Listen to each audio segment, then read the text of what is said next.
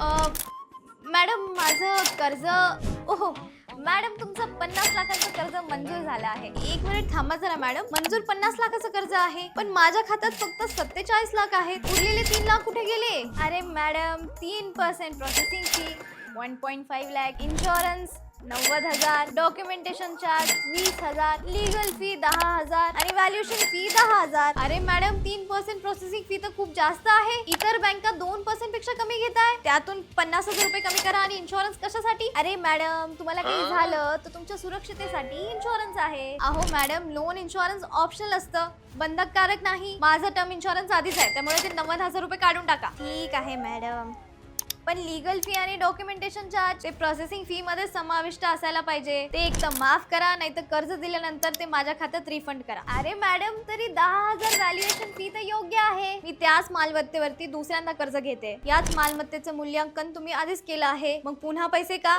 हेही काढून टाका.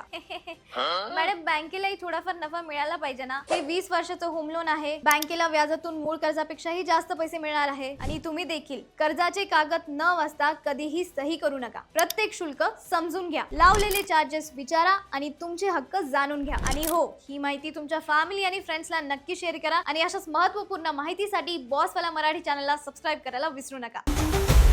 बॉसवाला, बी द बॉस.